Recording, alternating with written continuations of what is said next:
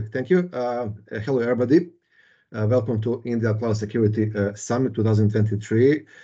This year also I'm presenting here and I'm quite honorable about this opportunity. Thank you all for recognizing my session, and I will do my best to make it interesting and try to pass some of my experience from the field because I'm dealing with cybersecurity teams. I create them, lead them, make the governance, audit them. But also from the perspective of the company of the creating software as a services. So that will be my starting point, but all this expertise also can be easily remapped to other branches where IT and cybersecurity career is mandatory. Also, thank you for the sponsors, because without sponsors and also hardworking individuals behind all this stuff, it will be really hard to manage all this organization and try to think us all in different time zones and different points in the planet. So let's start.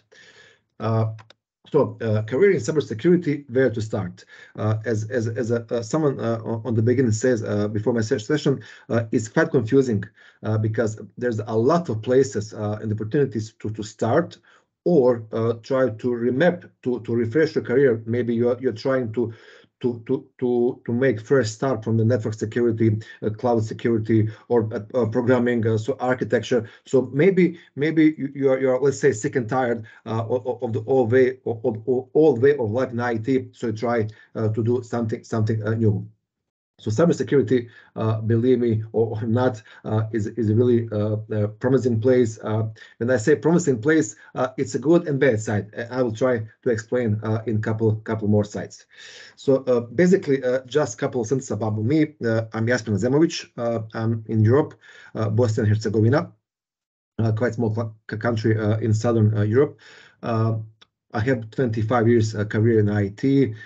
From 2011, I'm professor at university. I teach courses as a cybersecurity, forensics, and database systems. Also last 5 years, I'm leading the cybersecurity in 2 companies in IT world, and also I'm an MVP from 2009. So there is a quite experience on my back, and it's a 45 minutes long session. It's quite small period of time, but I will try to make it the best. So the area of my presentation with security, with this topic may be different. Always start with the context. So let's see big pictures. So why we need it? So okay, I want to do it. So what are the opportunities? But not just as a salary. I will get to that point maybe later. But why we are speaking about cybersecurity? Yes, this is a conference about cybersecurity. I know we all of us here are on the track, but maybe there is different parts in this area that kind of blurry, and these couple of slides are intention to make some bright light and make some sweet spots about that. Okay, so let's start from this slide. So it's a really good point when you need to sell cybersecurity, especially from my perspective when I need to present to the board of the companies, founders and co-founders, to justify my budget. So basically this is my first pitch start. So the average breach, so is not my data, it's from ABM, and they make this analysis. So in 2023, the average cost of the data breach is, let's say, $4.5 million US dollar. So it's quite a lot of money. So, but it's not only about the money. So if you get an incident and data breach, so data leak, data breach, so we can put equal sign between these two words. It's not only about the money. So it's about the PR, reputation loss of the customer, lawsuits. So there's a lot of things going in the background that you simply don't see and can't see. So this is the first part. Why? Second part, why? Is this. So there's a lot of examples on this note. So these are the most refreshing ones. So I believe we have all heard about Johnson & Johnson in COVID era, that I believe is all behind us now. So it's a pharmacy company, quite large, one of the biggest on the planet, but they had a breach. So Johnson & Johnson had, in my opinion, millions of dollars as a cybersecurity budget. I believe they have large teams, maybe 100, 200 people. They have the leadership, they have the strategy, they have all of it. But they rely also on the third-party software as a services or customers or clients. So it's a mixed area. So it's mixed responsibility. So in this particular breach, the IBM as a service provider to the Johnson & Johnson has the vulnerability, and someone has found this vulnerability and actually penetrate inside Johnson & Johnson and actually steal yes 4 million records about patients, about individuals, about customers, about all of the employees from the company. So this is only breach. This is actually just a snapshot. It's just a snapshot of the data attributes from the database. That information are also more privately serious, but is not the point. The point is this: so the hacking and the data breach actually become the business. So there is no ethics here. There is no morality. There is no mercy. It's everything is actually go down on the money, on the financial construction. So if you see these records in the dark web, dark as a part of the deep web, so dark web is the bad part. You can sell this record between 100 and 500 US dollar. The price range is actually from common people, less famous people and VIP persons, so CEOs of other companies, doctors, advocates, and so on. So is the price. So if you just multiply the lowest part, 100, with 4 millions, we will see how much is amount of money we're speaking here. So you need to defend, you need to stand in the front to actually defend the company, business, clients, to actually not jump in this bad ball. More example with fatal outcome is actually a COVID-19 example when the ransomware is actually lock out the hospital system, and actually the patients was on the hospital life support system, and that system is actually failed. So the patient has died. So it's a fatal outcome. So it's not funny anymore. So it's not only about the money. So now the IT is actually controlled in our life. So if someone control the IT, it actually can control our lives, especially in the healthcare industry. And the last one about why we need to speak about cybersecurity as a career is the famous Uber breach. I believe you all on this call heard about that. But maybe the less known fact is that Uber also is a large company. They have I believe, I hope they have the millions to spare on cybersecurity, because they deal with the financial data, with the customer on the different areas of the world. But they had a breach. So what happened? It's a different story. So you have the on the slide this long story in a short paragraph of text. But the point is that after the breach, a couple days later, actually 3 days later, there's I believe between 45 or 55, now I forget, open position in Uber and cybersecurity. So you see, it's a situation before the breach. Security does be needed. It's cost of money. We are okay. We are cool. And after the breach, we need immediately 50% to actually just the close the gap.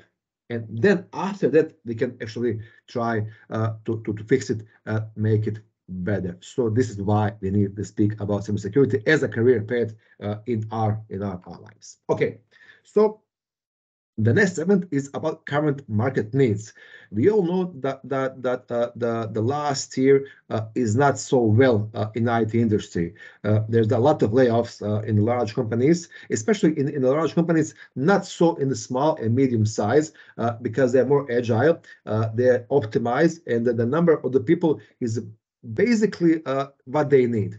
but large companies actually generate, unfortunately, the large amount of the workforce during the COVID-19, and in one point in time, this so they call balloon is actually need to blow up. But again, it's a temporary. So there is signals on the market that the situation is going well. But if you are speaking about cybersecurity, this is a whole different story in IT. So this is a slide from this morning. So this is from IC2 Square. IC2 Square, the one of the largest authority in cybersecurity.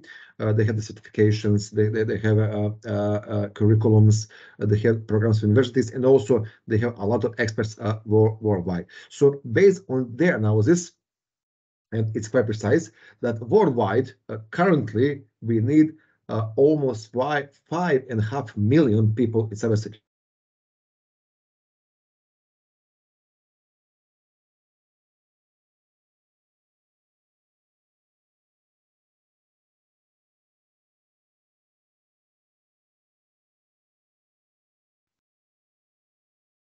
Guys, sorry, I was interrupted with the connection issue. Do you hear me now?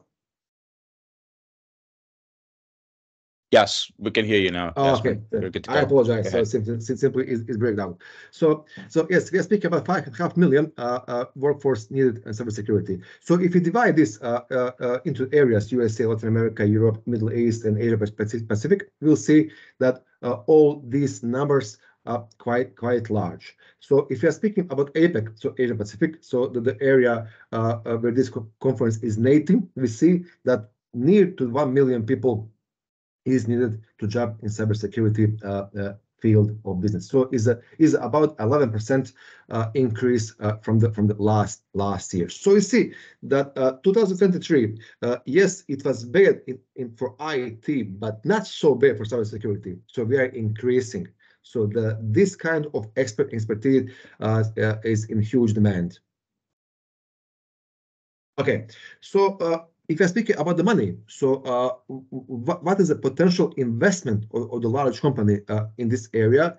We see that this chart is actually showing increasing trend from 2019 until 2030 as a prediction. So basically, is a 400 billions US dollars. So is a just if you try to count until this number, I'm not sure that we can count until our lifetime, but we'll see that we are speaking about serious business here. So there is a money for this. So maybe it will be not for some other areas in IT, but cybersecurity, AI, and data science, in my humble opinion, are the three areas in IT where are going to be large explosion in demand very soon. And actually, these slides are proving that.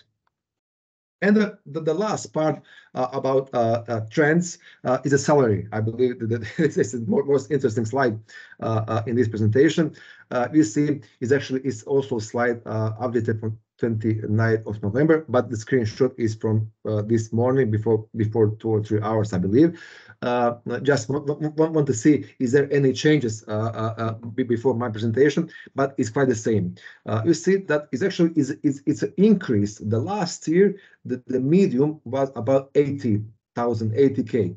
Now is at 94, so it's a 90K until 160K in average. So this range is actually from the junior positions until the most senior CISO, VIP technologies, head of SecOps, and so on. So it's quite a large range in the salary.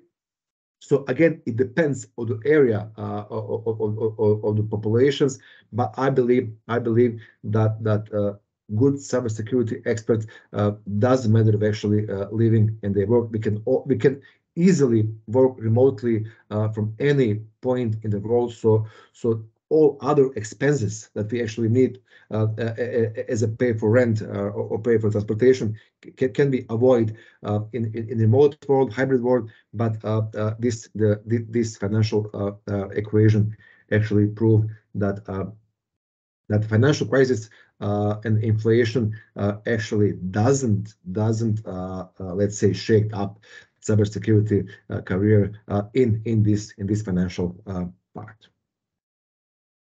Okay, and the last slide before concrete part about current roles, what kind of roles, what are the actual requirements to jump on these trains of security is actually two screenshots from this morning from LinkedIn. We know all that LinkedIn is not only place to search for the job. There's a lot of better places for search the job, but just quick search on these two terms in APAC region for cybersecurity and InfoSec without pen test, without blue team, without stock team, and so on. Just these two search terms, you see that it's almost about 50,000 open positions in your region.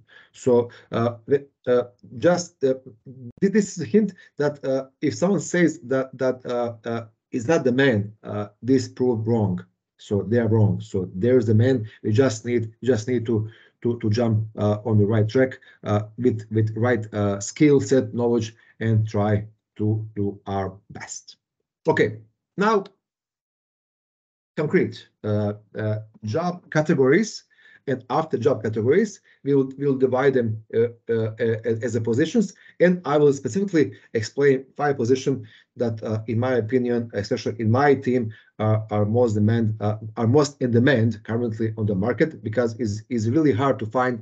I will not say good people. I will say people with enough good skill set that are willing to actually learn new stuff and improve themselves. So we all know that it's hard to find a junior with the senior knowledge. So it is impossible. But there's a strange trend currently on the market that people sometimes are not willing to learn new stuff. But this is a different story. Okay, so job categories can be divided, and again, it is not my classification. This is actually from again ICS Square. Is on defensive security, offensive security, cloud security. Just about cloud security is actually a mix on-premise skill set and cloud security skill set, because on-premise is simply easily going down. And cloud is on the rise. So in one point in time, we will stay with really small number on-premise system, maybe some banking sector, financial sector, but even in that part, there is a trend to actually move forward in the cloud. So when I say cloud security, I mean cloud and on-premise IT security. Digital forensics is one of the interesting part, and you will see one slide that actually explain to you how is important this part, and leadership as a, I will say the most important. The leadership is a let's say the requirements that we need to set up security on the right track. Without leadership, there is no vertical line of the chain of the command. There is no accountability, and if you don't have accountability, then horizontally it's really hard to let's say force the correct cybersecurity measures and track them, analyze them, audit them, and make some difficult choices and calls during your daily work. So now let's try to break more into detail about these segments. So the first part, I will now try to connect defense security and offensive security with the connecting tissue as a known blue teaming, red teaming, and purple teaming. Now the mystification is basically start from here. Because the people mostly are not familiar with blue, red, and purple. So let's start with the red teaming. Maybe it's most interesting. So when I said that the company needs the red team, not only IT company, there's a lot of companies that actually the IT is not core business. They actually, maybe they're not recognized yet, but they need this red teaming. So basically, is to how to hack myself before someone hack me from the outside. So simple as that. So yes, it's a different variation of roles inside. Again, depend on the size of the company, depend on the size of the business, depend on the size of the products. Are we selling the cars, pharmacy, healthcare industry, fintech, blockchain? So name it. Based on the industries, we can speak about current roles. But when I look them in the natural, it's about ethical hacking. So if you want to be a hacker, and that's cool, that's nice. I was a hacker when I was young. It's really a challenging job. It's really it's not boring. So it's always something new to explore, to learn. But the point is to actually to put your knowledge, put your skill set on the good side, because maybe from the fame position, from a not ethical position, real hackers. But again, hacker is a misused term. Actually, in ancient times, the bad boys and girls who actually deal with the old stuff was called crackers. And hackers was the good guys, but somehow in last 20 years this term is mixed in media, so it was hacking for good and bad. So we need to term to actually to describe the good one, and it's called actually ethical hacking. Okay, so ethical hacking means to actually penetrate inside your system, inside your application, better you, not from outside. So let's say bad guys and the girls, bad under the clothes inside your ecosystem. So let's jump on the right side of the slide. So we speak about blue teaming. The blue team is actually try their best to defend the company using the tool sets, maybe Azure, Defender, Intune, different tool set, not only from the Microsoft ecosystem. So there's a variety of the tool set, but the point is that we need skill set to actually put their fingers, put their hands, put the knowledge on the consoles, and to read, to monitor, to read the logs, to see what is actually going on inside your company. So on the large scale, let's say 2,000 people, 5,000, 10,000 people, different regions in the world, different time zone. It's quite demanding job because your team needs to be 24-hour job. Why? Because in India now is, let's say, 5:30, something like that. In Europe it is in 1:30. So in a couple of hours, your working hours will be finished. Might not. So if you are a company on a large scale, you need to have the blue team to actually can work in a different time zone. So basically, it's about how to respond on the incident, how to handle incident, how to prevent the breach, and if actually a breach is happened, how to minimize damage on the company. The point is to be proactive. So I will explain this role later in the slides. And the purple one is actually for the large companies. Connecting tissue is actually about data analysis, gap analysis, to actually give the task and the jobs to the blue and the red part, and again connect them, aggregate these results, and based on that, the leadership can make some decisions and make the call. Okay. Next one, Clueless career. So these are the job categories: blue, red, purple, and the 5 categories from the previous slide. But if we now divide with the names, let's say last name, the first name of the job, this slide is gonna be interesting for you. Again, it's a slide from its official one. Is not something actually made up from my mind, but it's quite aligned with my mind and quite aligned with my company. So it's based on SANS, and again, SANS, like ISC Square, is one of the largest authority in cybersecurity. So you see that on the top 10 scale. The first one is maybe more surprising, is digital forensics, because it's the hardest to master. It's the hardest based on the skill set, because you need to know a lot of stuff: network security, applications, maybe in programming, database, how actually the ACID work on the log files in the database. Maybe you need to know something in the cloud, on-premise. So basically, it's a wide area of expertise. So if something happened in one area, you need to jump in that area to actually dig up in evidence to actually define who, what, and when. Because without who is actually do something, what and when, you have nothing. So digital evidence need to have these three dimensions. So it's a quite demanding increase in the market for this particular role. The second, the first one after this is penetration testers. So basically, maybe we can combine role 2 and 3 in one, but it's okay to make them separate. So when I say ethical hacker, I mean 2 and 3.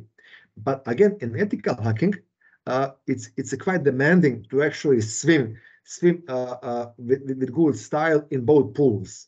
What I want to say, because penetration testing on the system, let's say Linux, Windows, Linux, Windows, Mac OS, cloud systems, so infrastructure is actually demanding one skill set. But pen tests on the application level, web application, mobile application, cloud application, API, gateways, and so on, again, is requiring different skill set. So yes, there is an intersection between these two sets, but it's better if you can make them separate. So SQL injection, cross-site scripting, cookie forgery, session hijacking,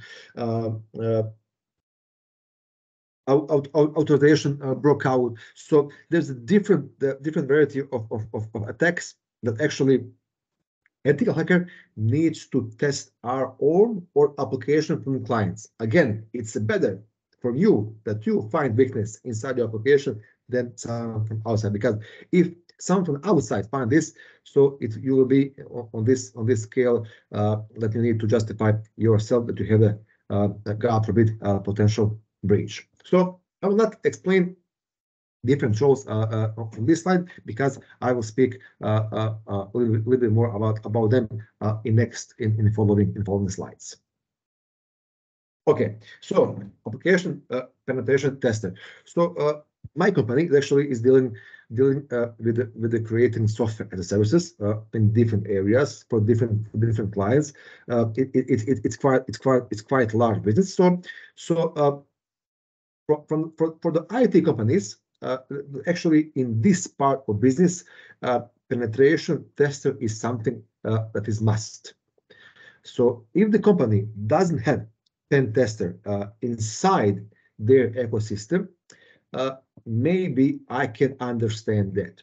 But if they don't actually hire external pen testers as a third party, as a customers, as a clients, that doesn't matter, to actually make check the quality of the security of their process. So that part I can understand. So this is a place where I believe most of you maybe will try to start maybe their careers. So if you are speaking about application pen tester, the basic everything is web now. So requirements as a how actually web work, maybe ASP.NET, PHP, HTML5, JavaScript, all this knowledge is let's say required to actually jumpstart to move, to push your career in different direction. Is actually, and again, if I speak from the Euro perspective, I know that in this area, this job is quite in demand, and actually the people, the guys, the girls, and different areas of pen tester actually working for 3 or 4 different jobs to actually because there's a need on the market. So the company doesn't have enough people to actually do all this stuff. So this is a member of the red team.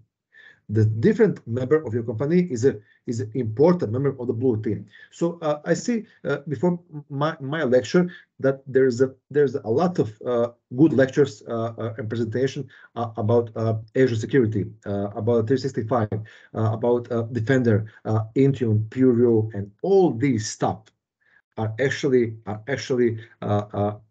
under the blue teaming. So the blue, not IT. There's a misunderstanding that IT as a department needs to deal with security. That's wrong, because it's a conflict of interest, because IT can't prescribe and control themselves. So it's not natural.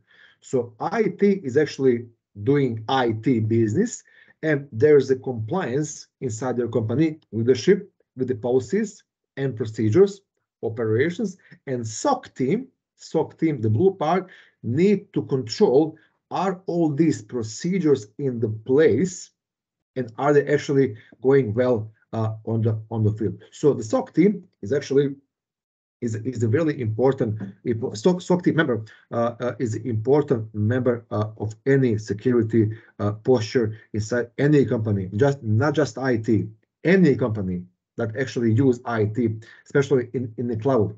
Without SOC analyst, there's a huge blind spot on your highway that you're not aware, because you have the tools that actually monitor everything, but to analyze this data, process this data, and actually act based on that without blue team member is simply not so well. So again, in my company, we have also the red team members, and we have also blue team members, and we have them really. I will not say a lot. I will not say that number is also small, but decent number of these persons, and actually we trying to keep them well. Why? Because they are important to our company. Because also there's a one I want to say funny part, but when you need to explain cybersecurity to someone with financial and economy background without knowledge about security, there is a famous sentence: security is not billable. And I just say on that what billable means. So if we fails, you will not have anything to bill. So simple as that. So if security fails, you will pay the penalty. Your company will be in checkmate position, and until you pay all this debt to your customers, there's nothing more to bill. So it's equilibrium. So I'm not saying the security needs to be a blocker, but also not saying that the security needs to be way down. But again, you need to be equilibrium. You need to find equilibrium on this part. So SOC analyst is really important. Maybe important than pen tester for the most company on the market. Now, again, a different member of the SOC blue team is incident responder. Who are they? The SOC member, blue team member. There's a monitoring part. I don't know, Sentinel, Defender. But when something goes wrong, for example, you detect that someone is actually put a USB stick with the malware. There's a ransomware outbreak. There's a phishing campaign on your employee. So it's an incident. Incident is not so bad because it keeps you sharp. But incident in some point can become data breach. So incident responder needs to prevent that incident become the breach. Again, it's required large different skill set as a cloud administration, log analysis, organizational skills, psychological skills, because you need to actually to go in front of the employees and try them, not to terrify them, not to scare them. They need to open to you to say what actually is going on their side. Sometimes you have the employees, don't forget this part, that security is dealing with inside threat and outside threat. So outside threat, we are okay with that, but inside threat is also on the rise. I'm not saying that our companies that our companies are just you say something. Sorry. Yeah. Okay. We have 10 minutes left. Just a time check. Okay. Thank you. I will be finished on the time. Thank you for reminder. So this role is quite important when something goes wrong. How to mitigate, how to prevent that escalation not go in different direction, and that direction can be bad for organization.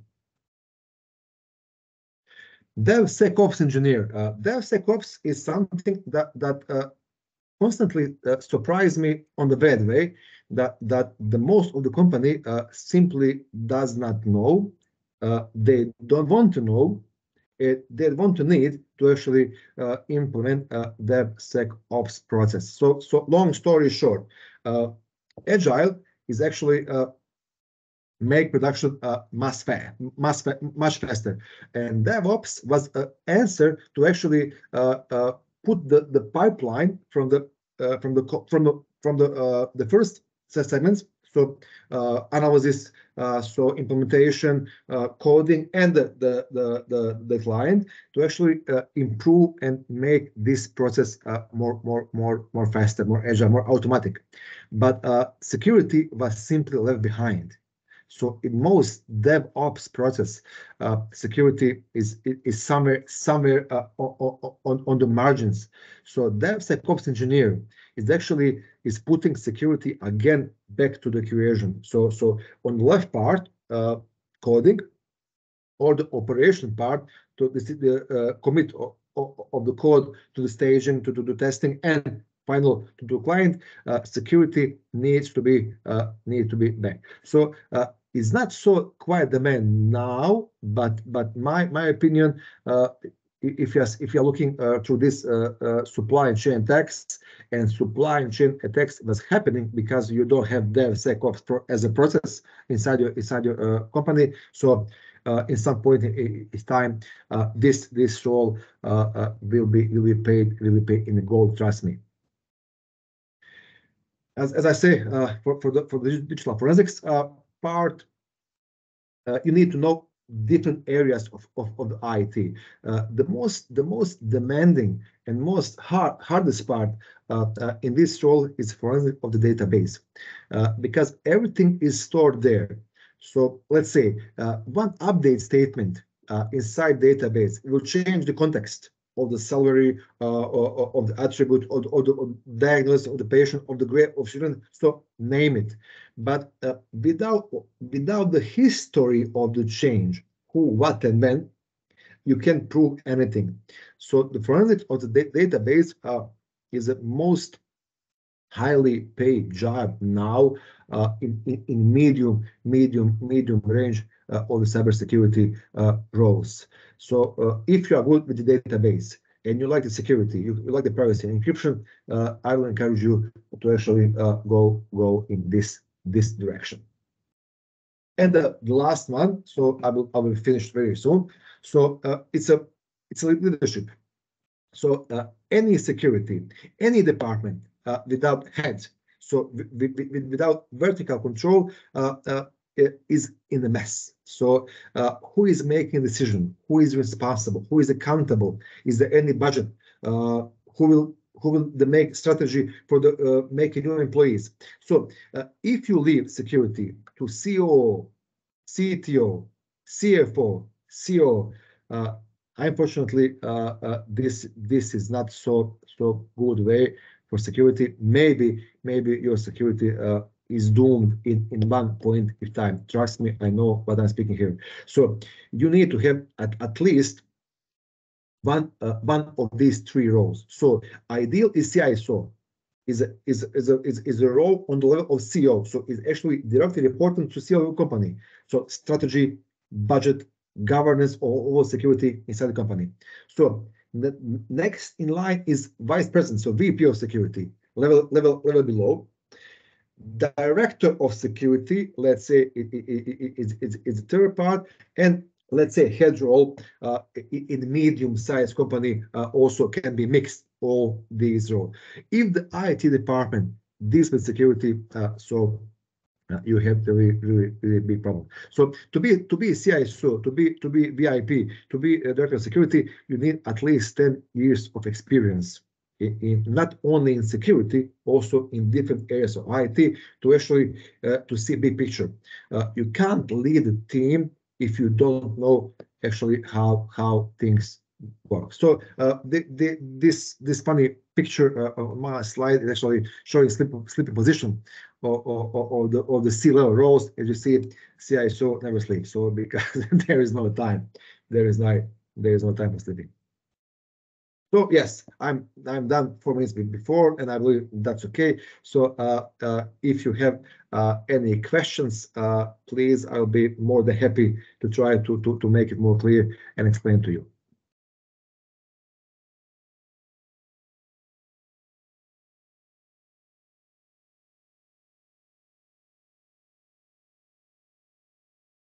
Thank you so much, Rasmus. This was a great session. Loved every bit of it. And what I've seen is, in general, whether you're a small company, whether you're a large company, it doesn't understand, but the value proposition of spending money for these resources and creating budget for a particular position is the biggest challenge in general. Yes. And CISOs or CTOs, even though they will not sleep at night properly, knowing that there must be a security hole in their or organization one way or the other, or the IT is not handling stuff the way they should be, sometimes their hands are tied, sometimes their priorities are too different in terms of what they want to achieve in their job role versus looking at the bigger picture. Yes. So how do you persuade them in a little bit more better way, basically? So good question and hard and tough one. Believe me, I know what I'm speaking here. So basically, I always start presentations on the board with actually who will accept the risk. So we need to care about the programmers, about business processes. So we're not allowed to block them. And I say that's okay. I approve that. But if something happened, who will take responsibility? And there is silence. There's no word inside the company. I will say, just put me on the writing that you're taking. I'm okay with that. So nobody will say that. Hey, okay, if you don't take responsibility, then we need to do this, this, and this. Simple as that. So it's a boxing match all the time, but need to be pursuing. You need to be good negotiation skills, and everything starts with the money. So just hit them with the money, with the numbers. So it's cost like that. Yeah. You'll be on the dark web. So can you afford that your company simply be in the morning in the newspaper in India that you are breached with let's say 20 million of records? So I'm not sure that they will survive that. Yeah, exactly. And I actually do the exact same thing. I'm like, if this is a risk and we have to execute a project with you and you're leaving that hole open, I just simply send an email saying that, okay, I need someone who's approving this risk, and yes, I want, yeah, exactly. And then they're like, oh, I don't want to send that email. I don't want this on my plate. And I know. then they then they find budget out of the blue and figure out and do a change request in our SAO or something like that to get more money for that particular piece. The other thing that has worked for me in general is I go to their, the CXOs, whoever I'm close with, and I tell them that, hey, this is your vulnerability. I'm actually going to penetrate it myself, show you that I'm in your system for a week already and nobody detected me, and then tell them that, hey, I already was in your system in this fashion. So please, you really need to wake up and take action. I agree with you. So, I agree. You're my kind of guy on this. So believe me, we are on the same page here. Yeah, absolutely. All right. Okay. From the audience, do you guys have any questions? Otherwise, we can go ahead and stop this session Yes. and move on to the next one. Again, thank you so much, Yasmin, for your time. Thank you. Really you for having me. appreciate your presenting Thank you. Wish you year luck. after year. Thank you so much. All right, I'm Bye. gonna go ahead and stop the recording. Take care. Bye-bye. Bye.